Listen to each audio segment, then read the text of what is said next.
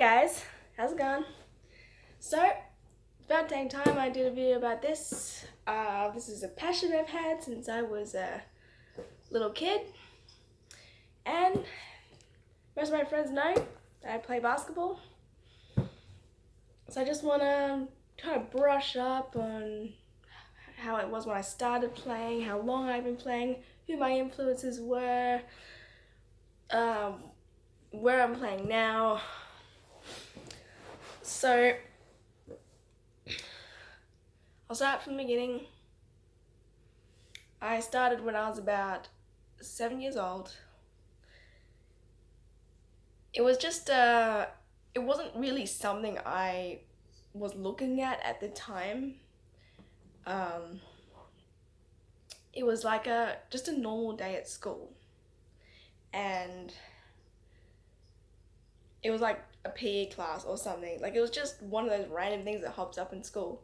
And I remember we just did this, there's this drill thing. These drills are something that they're fundamental when it comes to playing ball. You want to start out playing basketball, there are just a few specific skill sets you need first before you even think about start playing. So I remember doing we used to line up in rows, and then we just got a ball and we passed it back and forth. That's how it started, was passing and dribbling. Those were the two top skills I learned the most, and they're ones that I think people should focus on the most if they want to play this particular sport. But this was just starting out at school was only a phase. Like it was only after that one, and then I discovered a few people in my family played. My dad used to play, my brother played, my sister played. Now, then my dad was the one that mostly taught me how to play.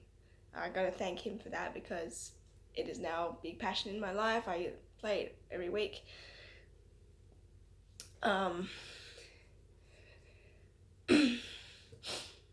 So, yeah, I remember the house we had when I was a kid. We did have a hoop in the backyard, and I remember, a little demo here, I used to shoot like that, okay? As opposed to nowadays, they shoot like that overhead, and wrist flicking and whatever.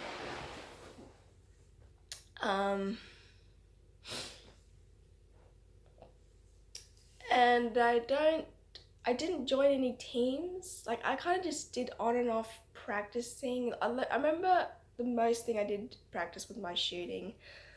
If any of my basketball mates watch this, people at my thing wonder, why can this short girl shoot long distance shots? That's because I practiced a lot as a kid. And by the time I was 3 years old, I'm not 3, ignore that. By the time I was about 12, I was already hitting those 3-pointers. But being consistent is another thing.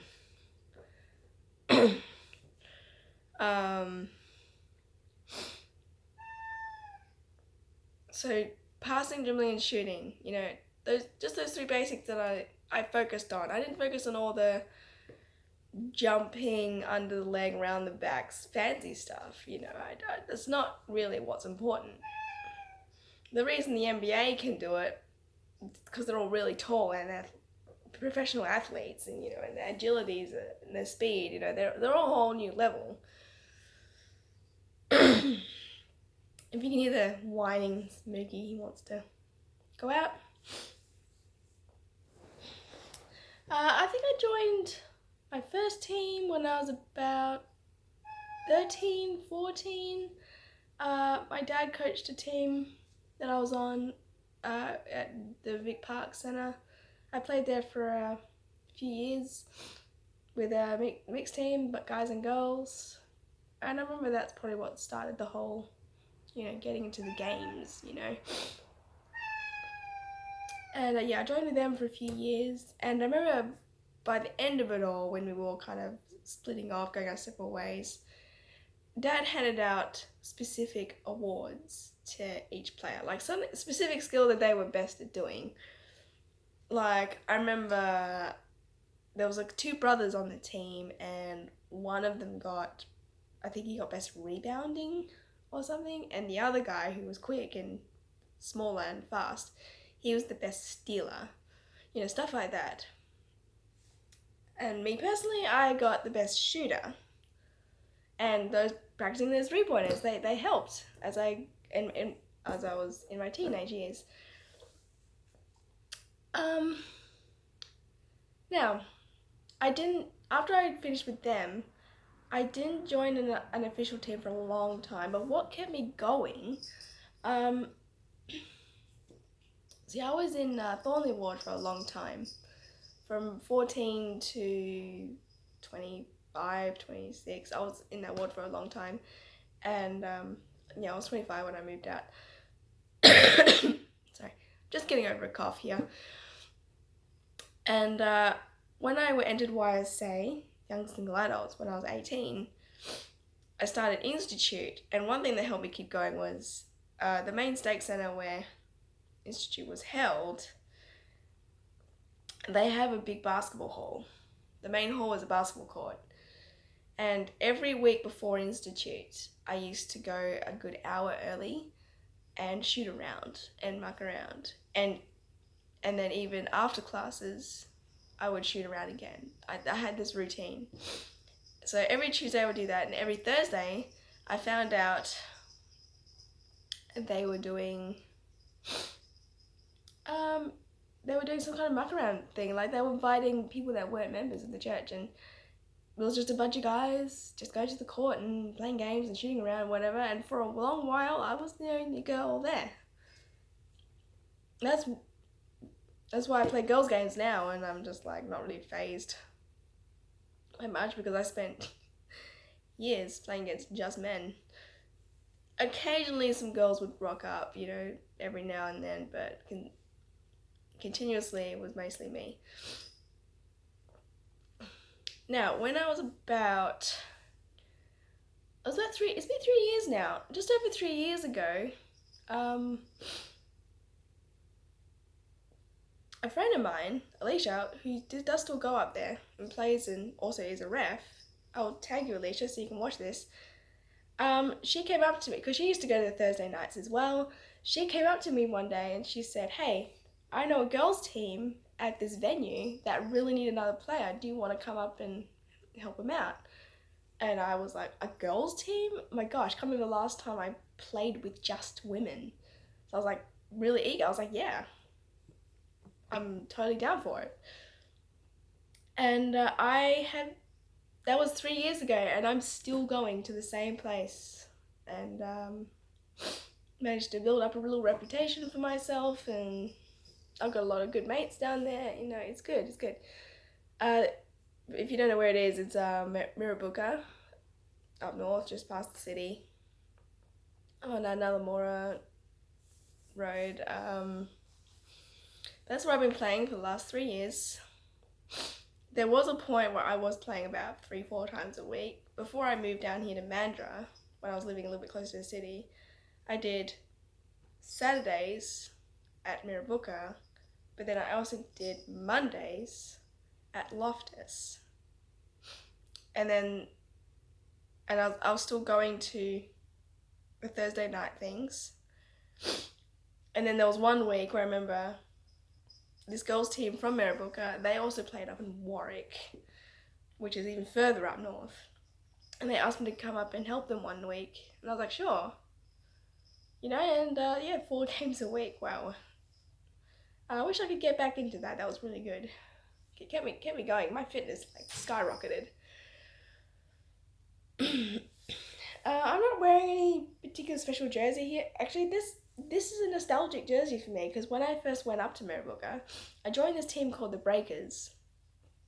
I was one of few Caucasian girls on there. There was actually a lot of Asian.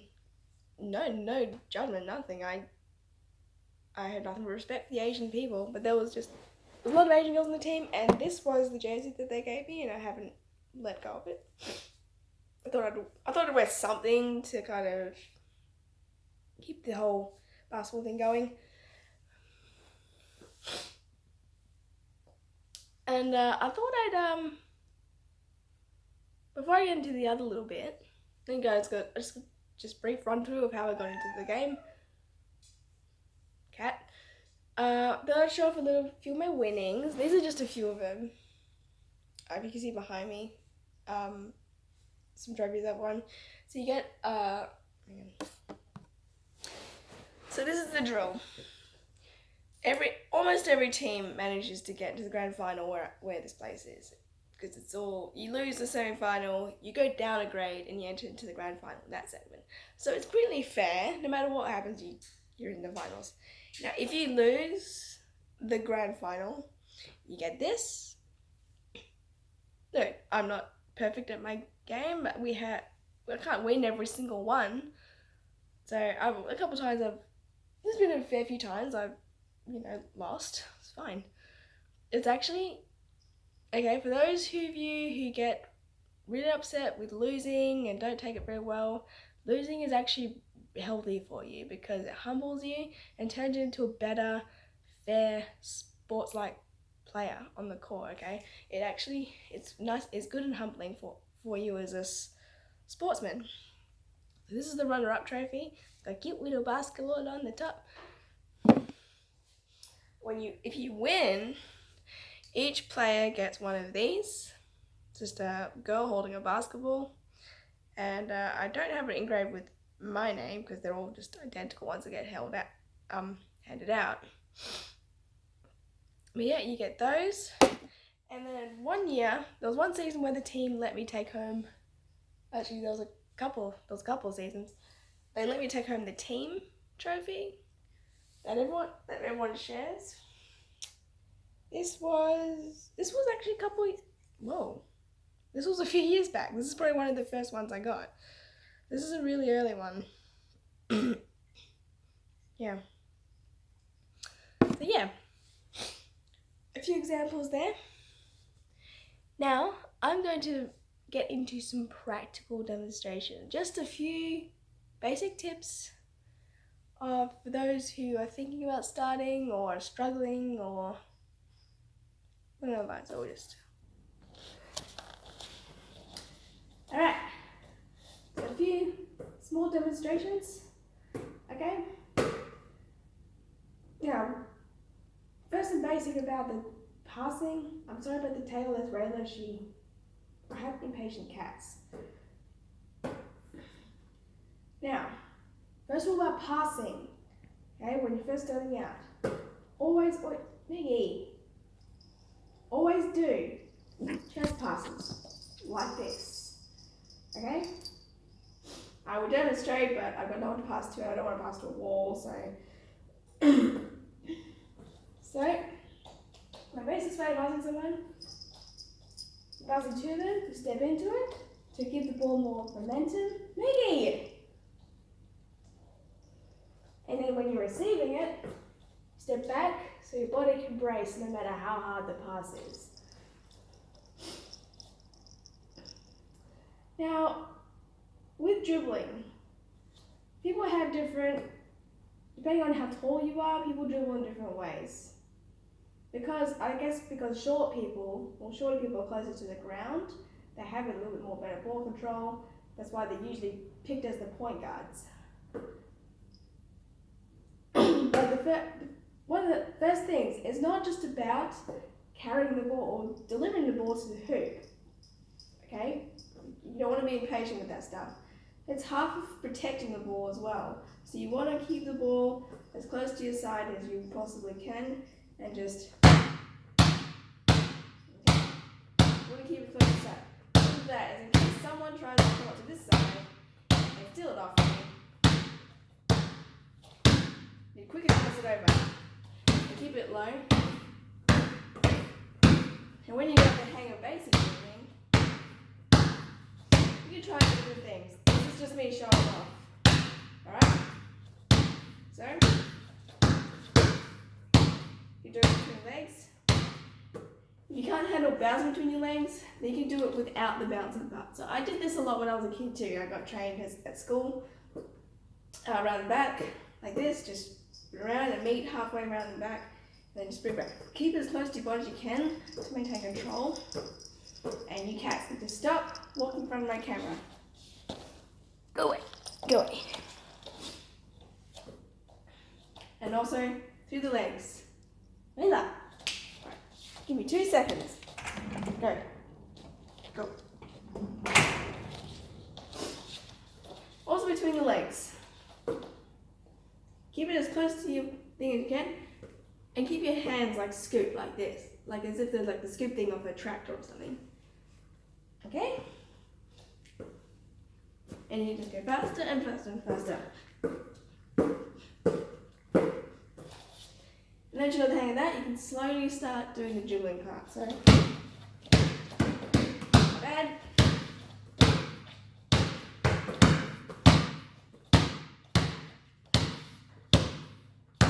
Okay. That's just the basics about dribbling. Now when it comes to hand control itself, I'll come a little bit closer. A lot of people try and bounce with their whole hand, but it's actually not the point. You can catch it with the whole hand, but the bouncing itself is pushed off from the fingertips. So you want to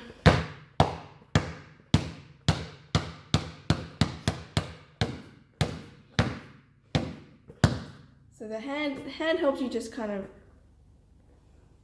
move the ball around in certain directions, but the push off is by the fingers.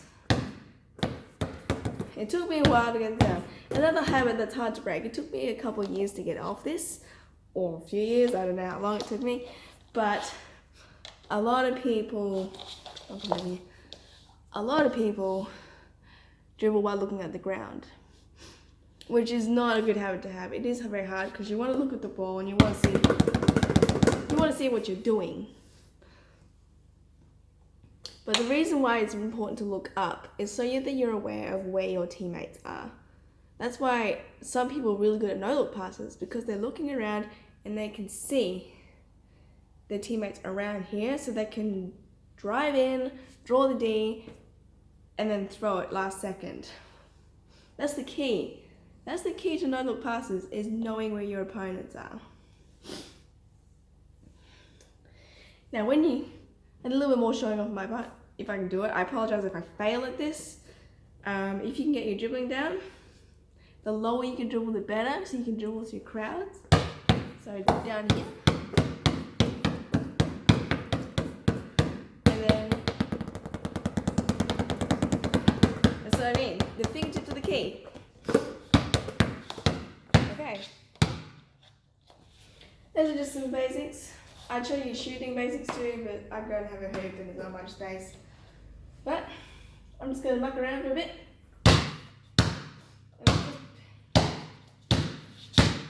Just started getting used to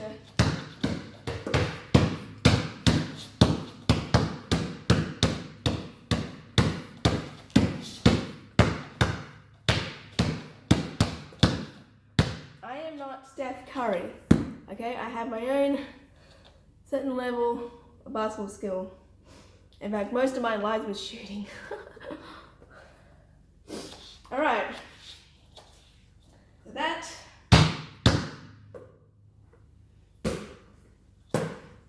A few little basic tips on how to get started with your sport. Let's just run over them one more time.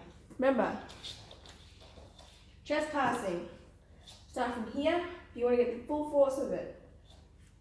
Step into it. When you pass it, the stronger the pass. Step back when you receive it, so you can brace yourself for whatever impact. Because I get some really hard passes from some guys sometimes, I really do. And with dribbling, keep it close to your side. And while you dribble, okay, someone comes up to you, switch over. Keep it close to your body as you can. Even if you're dribbling at the front, keep it close to you. Okay. Another tip before I finish off.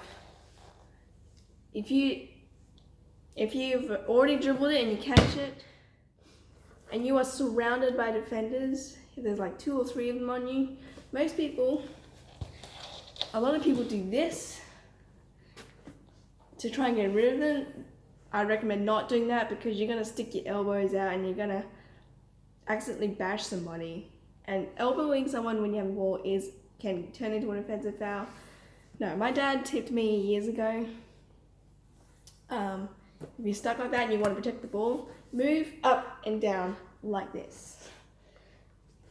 Because they're going to be trying to get the ball like this. And if you go up and down like that, the hand's most likely to come down on your arm, wrist, wherever, and that's going to be a foul. I'm not going to lie, the reffing at where I play isn't the best. I've gone almost a whole game and I've been fouled like crazy and nothing's happened. I don't know if they're amateurs or if they're lazy, I don't know. But it's not the best. And there's also a move called the triple threat. So if someone has just passed the ball to you and you haven't done anything with it, you haven't dribbled or anything, come down like this, okay? And you're in a position where the defender won't know if you're going to shoot, pass, or dribble. So because you're down here, you can easily just change positions and shoot, or you can pass on someone, or you can, try and do an ankle breaker on them. And that's what the triple threat is, because the defender's like, where are they going to go? So, if you're taking this seriously, write it all down. Try it out. Get some mates. Try out these drills. And yeah, that's a little bit it for now. I guess I can't think of anything else.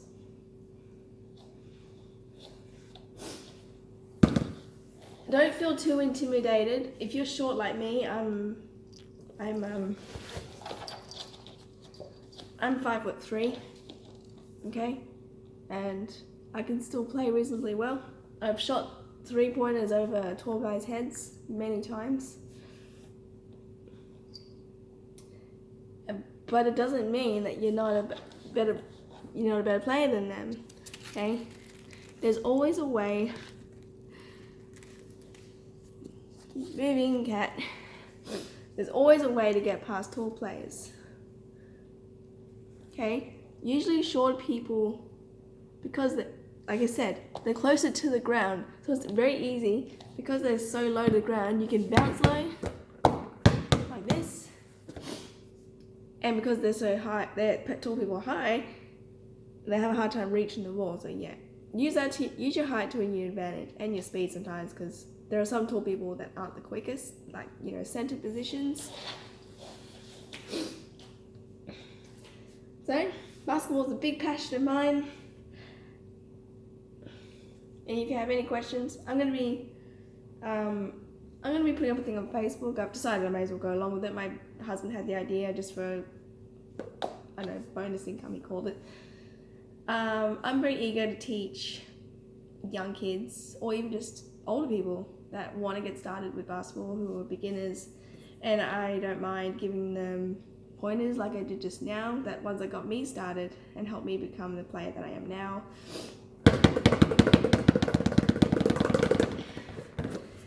Sorry. Normally I would be playing tomorrow, but there's a bye for some long weekend holiday thing. But one of these days I'm going to post up a video of some gameplay that I've done.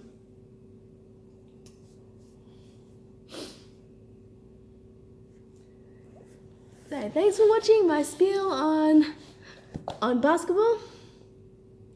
I'll probably put up a few more of me shooting around, and I'll catch you all later.